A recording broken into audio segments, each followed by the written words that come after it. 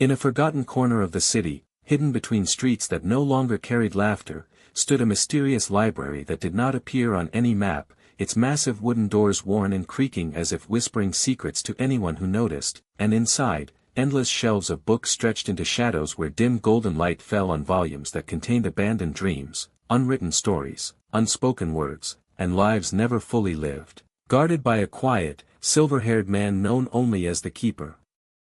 Who told Alara, a young woman weighed down by years of lost hope, failed ambitions, and the steady numbness of routine, that these books belonged to people who had stopped believing in themselves, and that she, too, could reclaim her dream, but only by surrendering the false safety she had built around herself, for to bring a dream back into the world meant sacrificing comfort, predictability, or the illusion of security. As she wandered the aisles, she discovered a thin, blank-covered book that somehow held the memories of her younger self, a teenage girl writing by candlelight, poems stuffed under her mattress, rejection letters folded carefully instead of discarded, moments when she had believed words could change lives, and on its final page, stark and accusing, were the words, "She stopped believing it was worth trying." And when she entered the room of regrets, she saw shadowy figures holding books titled, "With their own abandoned dreams, grieving quietly, their eyes heavy with the sorrow of lives half-lived," and in that moment, Alara understood that fear and hesitation had become prisons, and that to reclaim her own dream she would have to face failure, uncertainty, and the possibility of rejection, yet even so, she chose to take her dream back, whispering to herself that she was leaving behind the belief that she was not good enough.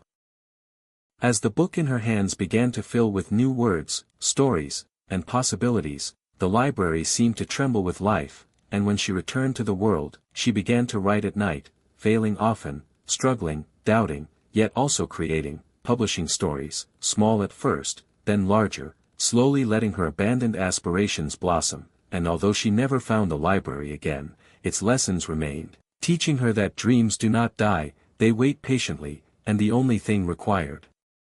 to reclaim them is the courage to show up, to act, and to write one imperfect word at a time, for even in the darkest corners, even when hope seems lost, lost dreams wait for those brave enough to return for them, and through this journey, Alara discovered that life is never truly lived unless one dares to risk, to feel deeply, and to believe that every abandoned dream carries the promise of renewal, waiting silently for the one who refuses to surrender to fear or comfort, and in doing so, she